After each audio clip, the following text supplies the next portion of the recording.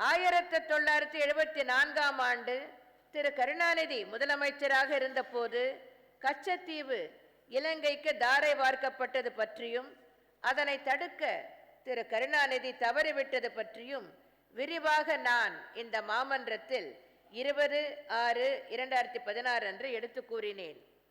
21/6/2016 அன்று திரு கருணாநிதி ஒரு அறிக்கை வெளியிட்டுள்ளார்.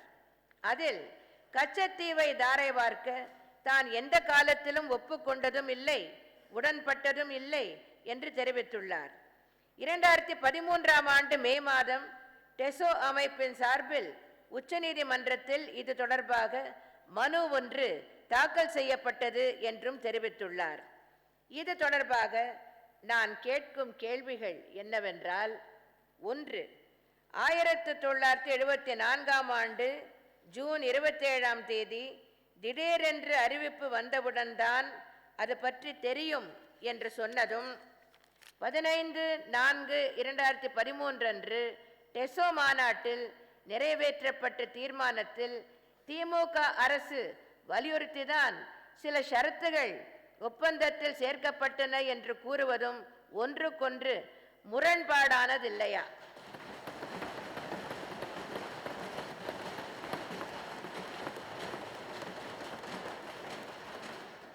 சில ஷரத்துகள் சேர்க்கும்படி சொல்லப்பட்டது என்றாலே தாரை வார்க்க ஒப்புதல் அளிக்கப்பட்டது என்பதுதானே பொருள். 2. நான் இந்த கேள்விகளை திரு கருணாநிதி அவர்களிடம் கேட்டுக்கொண்டிருக்கிறேன். அவர் பதில் சொல்லட்டும், நீங்கள் அமருங்கள்.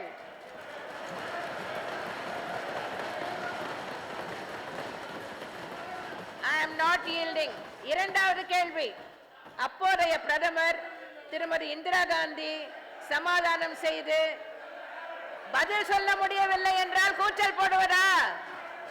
பதில் சொல்ல முடியவில்லை என்றால் கூச்சல் போடுவதால் என்ன ஆக போகிறது? உங்கள் தலைவர் பதில் சொல்லட்டும். உங்கள் தலைவர் தானா அல்லது இங்கே இருக்கின்ற எதிர்க்கட்சி தலைவர் தான் உங்கள் தலைவரா? மாண்புமிகு பேரவைத் தலைவர் அவர்களே, கிட்டத்தட்ட 1.5 மணி நேரம் இதுவரை எதிர்க்கட்சி திமுக சட்டமன்ற உறுப்பினர்கள் அமைதியாக அமர்ந்து எனது உரையை கேட்டார்கள். ஆனால் கச்சத்தீவு என்று சொன்னவுடனே அவர்களால் பதில் சொல்ல முடியாது என்பது தெரியும். கச்சத்தீவை பற்றி சில கேள்விகளை நான் எழுப்ப விரும்புகிறேன் என்று சொன்னவுடன் ஓட்டம் பிடித்து விட்டார்கள். இதைத்தான் எதிர்பார்த்தேன். பதில் சொல்ல முடியவில்லை என்றால் கச்சத்தீவை பற்றி நான் பேசினால் முதலில் கூச்சல் போட வேண்டியது. அதன் பின்னர் அந்த கூச்சலால் இங்கே எதையும் தடை செய்ய முடியவில்லை என்பதும் ஓட்டம் பிடிக்க வேண்டியது. ஒன்றை நான் அனைவருக்கும் சுட்டிக்காட்ட விரும்புகிறேன். கச்சத்தீவு பிரச்சனை பற்றி கடந்த 20ஆம் தேதி நான் இங்கே சில கருத்துக்களை தெரிவித்தேன். அதற்கு திமுக தலைவர் திரு கருணாநிதி அவர்கள் இந்த அவைக்கு வெளியே ஒரு அறிக்கை விட்டிருக்கிறார். 21ஆம் தேதி அன்று திமுக தலைவர் திரு கருணாநிதி கச்சத்தீவை பற்றி ஒரு அறிக்கை வெளியிட்டிருக்கிறார். அனைவருக்கும் நான் நினைவுபடுத்த விரும்புவது, திரு மு கருணாநிதி அவர்கள் இந்த அவையின் உறுப்பினர் ஆவார். சட்டமன்ற உறுப்பினர் என்ற வகையில் அவருக்கு இந்த அவைக்கு வருவதற்கு எல்லா உரிமையும் உண்டு. அவர் இந்த அவைக்கு வந்திருக்கலாம், அவருடைய கருத்துக்களை தெரிவித்திருக்கலாம், நான் கேட்கும் கேள்விகளுக்கு அவரே இங்கே பதில் அளித்திருக்கலாம். ஆனால் அவர் இங்கே வராமல் வெளியில் இருந்து கொண்டு அறிக்கை விடுகிறார். திரு கருணாநிதி விட்ட அறிக்கை தொடர்பாகத்தான் நான் பேசிக் கொண்டிருக்கிறேன். நான் கேட்கின்ற கேள்விகள் திரு கருணாநிதி அவர்களை பார்த்துத்தான் கேட்டுக்கொண்டிருக்கிறேன். அதற்கு பதில் சொல்ல வக்கிருந்தால் இங்கே இருந்த திமுக உறுப்பினர்கள் அதற்கு பதில் சொல்ல வேண்டும். பதில் சொல்ல வக்கில்லை என்றால் அவர்களுடைய தலைவரை இங்கே அழைத்து வர வேண்டும் பதில் சொல்வதற்கு. அவர்களுக்கு தலைவர் யார் என்ற குழப்பம் வேறு. அவர்களுடைய தலைவர் யார்? திமுக தலைவர் என்று குறிப்பிடுகின்ற திரு கருணாநிதியா அல்லது இங்கே அமர்ந்திருக்கின்ற எதிர்க்கட்சி தலைவரா? யார் தலைவர் என்பதிலேயே குழப்பம். அந்த தலைவர் திரு கருணாநிதி வேண்டுமென்றால் இந்த அவைக்கு வரலாம், பதில் சொல்லலாம். இவர்களுக்கு கச்சத்தீவை பற்றி எதுவும் தெரியாது என்றால் பேசாமல் இருக்கலாம். எப்படி முதல் அறிக்கையை திரு கருணாநிதி வெளியில் இருந்து கொண்டு விட்டாரோ அதே போலவே இன்று நான் எழுப்பும் கேள்விகளுக்கும் திரு கருணாநிதியே பதில் சொல்லட்டும் என்று விட்டுவிடலாம். ஆனால் அதற்கு மாறாக கச்சத்தீவு என்று சொன்ன உடனேயே ஓட்டம் பிடித்து விட்டார்கள். நான் கேட்க வேண்டிய கேள்விகளை இப்போது நான் கேட்டு முடிக்கிறேன். 21/6/2016 அன்று திரு கருணாநிதி ஒரு அறிக்கை வெளியிட்டுள்ளார். அதில் கச்சத்தீவை தாரை வார்க்க தான் எந்த காலத்திலும் ஒப்புக்கொண்டதும் இல்லை, உடன்பட்டதும் இல்லை என்று தெரிவித்துள்ளார். 2013ஆம் ஆண்டு மே மாதம் டெசோ அமைப்பின் சார்பில் உச்ச நீதிமன்றத்தில் இது தொடர்பாக மனு ஒன்று தாக்கல் செய்யப்பட்டது என்றும் தெரிவித்துள்ளார். இது தொடர்பாக நான் கேட்கும் கேள்விகள் என்னவென்றால், 1. 1974ஆம் ஆண்டு ஜூன் 27ஆம் தேதி திடீரென்று அறிவிப்பு வந்தவுடன் தான் அது பற்றி தெரியும் என்று சொன்னதும் 15/4/2013 அன்று டெசோ மாநாட்டில் நிறைவேற்றப்பட்ட தீர்மானத்தில் திமுக அரசு வலியுறுத்திதான் சில ஷரத்துகள் ஒப்பந்தத்தில் சேர்க்கப்பட்டன என்று கூறுவதும் ஒன்றுக்கொன்று முரண்பாடானதில்லையா? சில ஷரத்துகள் சேர்க்கும்படி சொல்லப்பட்டது என்றாலே தாரை வார்க்க ஒப்புதல் அளிக்கப்பட்டது என்பதுதானே பொருள். 2. அப்போதைய பிரதமர் திருமதி இந்திரா காந்தி சமாதானம் செய்து பல உரிமைகளுக்கு வழிவகுக்கப்பட்டன என்று தனது அறிக்கையில் திரு கருணாநிதி கூறியிருப்பதிலிருந்தே கச்சத்தீவு தாரை வார்ப்பதற்கு அவர் ஒப்புக்கொண்டார் என்றுதானே பொருள்.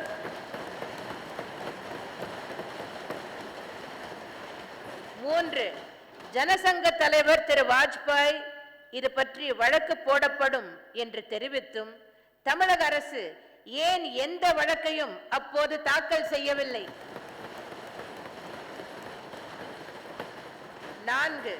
2008ஆம் ஆண்டு தனிப்பட்ட முறையில் உச்சநீதிமன்றத்தில் நான் வழக்கு தாக்கல் செய்து அதன் பின்னர் 2011ஆம் ஆண்டு என்னால் சட்டப்பேரவையில் கொண்டுவரப்பட்ட தீர்மானத்தின் அடிப்படையில் தமிழக அரசும் அதில் தன்னை இணைத்துக் கொண்ட பின் திமுகவால் அரசியல் காரணங்கள் மற்றும் 2014ஆம் ஆண்டைய நாடாளுமன்ற தேர்தலை மனதில் வைத்துத்தானே 10/5/2013 அன்று உச்ச நீதிமன்றத்தில் மனு தாக்கல் செய்யப்பட்டது. 5.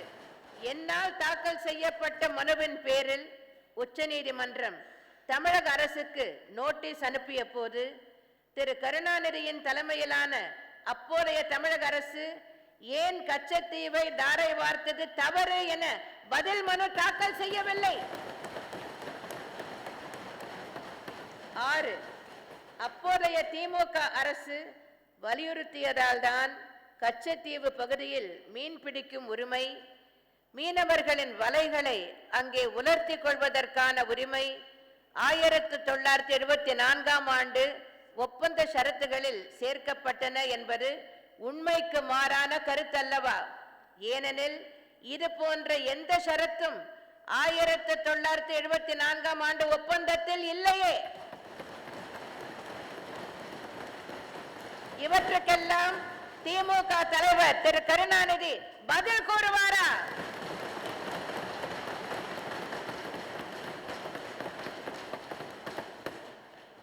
மாண்புமிகு பேரவைத் தலைவர் அவர்களே, விவாதத்தின் போது மாண்புமிகு எதிர்க்கட்சி உறுப்பினர்கள் எழுப்பிய வினாக்களுக்கு தேவையான விளக்கங்களை நானும் மாண்புமிகு அமைச்சர் பெருமக்களும் அவ்வப்போது அளித்துள்ளோம்.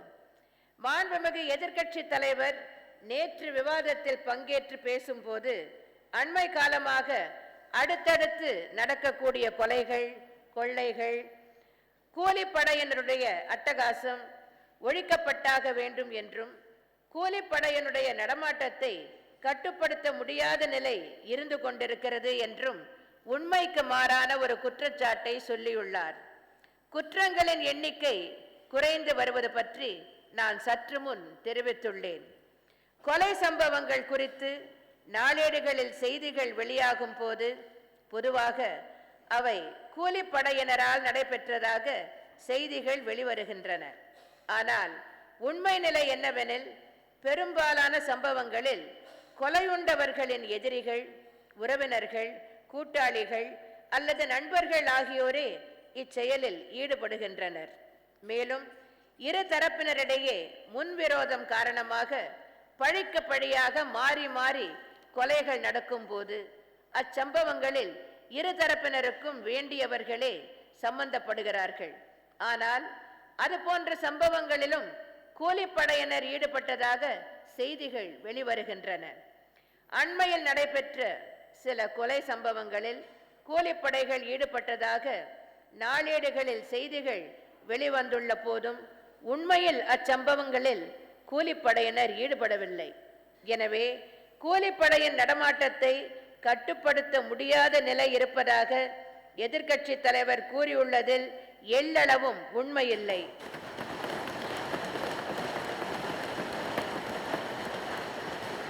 கூலிப்படையினரை அறவே ஒழிக்க தேவையான அனைத்து நடவடிக்கைகளையும் காவல்துறையினர் எடுத்து வருகின்றனர். மாண்புமிகு எதிர்க்கட்சி தலைவர் பேசும்போது சில மளிகை பொருட்களின் தற்போதைய விலையை 2011ஆம் ஆண்டுடன் ஒப்பிட்டு விலைவாசி உயர்ந்துள்ளது என்றும் அதற்கு இந்த அரசுதான் காரணம் என்பது போலவும் தெரிவித்தார். அகில இந்திய அளவில் பொருட்களின் தேவை மற்றும் அவை கிடைக்கும் அளவு, பெட்ரோல், டீசல் போன்ற பொருட்களின் விலை என பல்வேறு காரணங்களால் விலை உயர்வு ஏற்படுகிறது.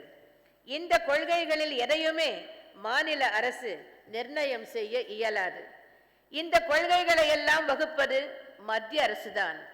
எனவேதான் விலைவாசி என்பது அகில இந்திய அளவிலும் கிட்டத்தட்ட ஒரே அளவாகத்தான் இருக்கிறது. ஆனாலும் விலைவாசி ஏற்றத்திலிருந்து மக்களை பாதுகாக்கக்கூடிய வகையில் மாநில அரசு பல்வேறு திட்டங்களை செயல்படுத்த முடியும். அதுபோன்ற திட்டங்கள் இங்கே தமிழ்நாட்டில் எனது தலைமையிலான அரசு செயல்படுத்தி வருவதால் தான் விலைவாசியின் தாக்கம் ஏழை எளிய நடுத்தர மக்களை பாதிக்காமல் இருக்கிறது. உரவிலையை ஏற்றியது திமுக அங்கம் வகித்த முந்தைய மத்திய காங்கிரஸ் கூட்டணி அரசுதான். இதற்கு அமைச்சரவையில் ஆதரவு தெரிவித்தது திமுகவை சேர்ந்த மத்திய அமைச்சர்தான். ஆனால் இதில் மாநில அரசு என்ன செய்ய முடியும் என்பதை யோசித்து எனது தலைமையிலான அரசு உரத்தின் மீதான மதிப்பு கூட்டு வரியை முழுவதுமாக ரத்து செய்தது.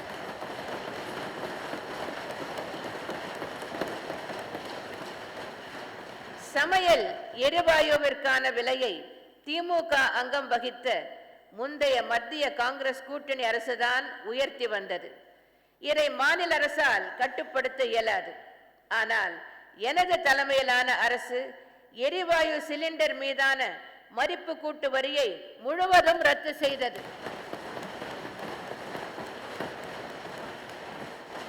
பெட்ரோல், டீசல் ஆகிய பொருட்களின் விலை உயர்ந்தால் போக்குவரத்து செலவு அதிகமாகும்.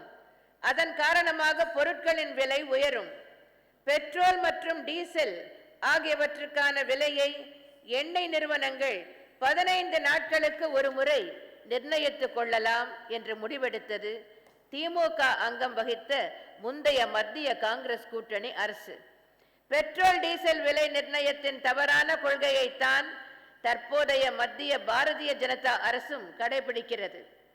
பெட்ரோல், டீசல் விலை குறைந்தாலும் மத்திய கலால் வரியை உயர்த்திவிட்டது தற்போதைய மத்திய பாரதிய ஜனதா அரசு. டீசலுக்கு லிட்டர் ஒன்றுக்கு 13 ரூபாய் 57 காசு எனவும், பெட்ரோலுக்கு லிட்டர் ஒன்றுக்கு 11 ரூபாய் 77 காசு எனவும் மத்திய கலால் வரி உயர்த்தப்பட்டுள்ளது. பல மாநில அரசுகளும் தங்கள் மாநிலத்தில் விற்பனை வரியை உயர்த்தியுள்ளன. ஆனால் எனது தலைமையிலான அரசு விற்பனை வரியை உயர்த்தவே இல்லை.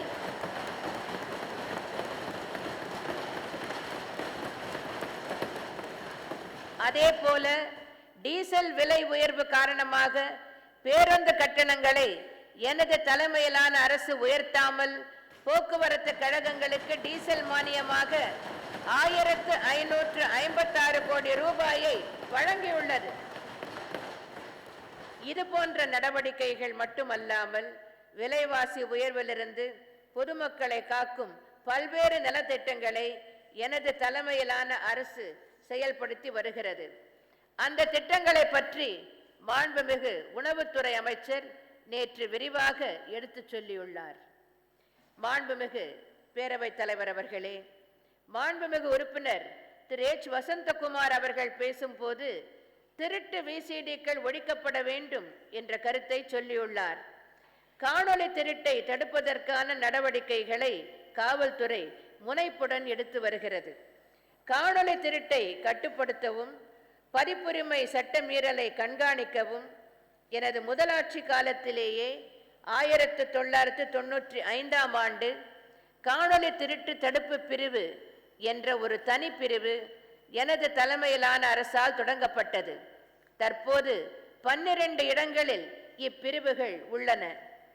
குண்டர் தடுப்பு சட்டத்தின் கீழ் காணொளி திருட்டு குற்றம் 2004ஆம் ஆண்டு எனது தலைமையிலான அரசால் சேர்க்கப்பட்டுள்ளது.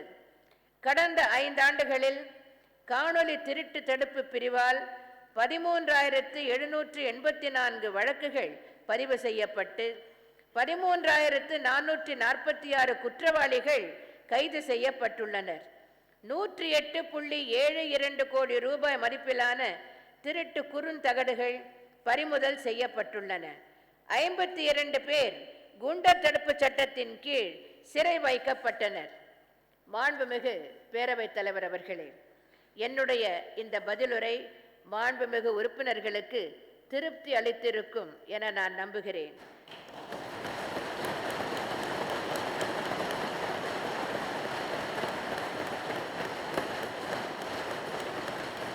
எனது இந்த பதிலுரையை ஏற்றுக்கொண்டு மேதகு ஆளுநர் உரைக்கு நன்றி தெரிவிக்கும் தீர்மானத்தின் மீது கொடுத்த திருத்தங்களை உறுப்பினர்கள் திரும்ப பெற வேண்டும் என்று கேட்டுக்கொள்வதோடு தீர்மானத்தை ஒருமனதாக நிறைவேற்றி தருமாறு மாண்புமிகு பேரவைத் தலைவர் அவர்கள் வாயிலாக இந்த மாமன்ற உறுப்பினர்கள் அனைவரையும் கேட்டுக்கொண்டு அமைகிறேன். நன்றி, வணக்கம்.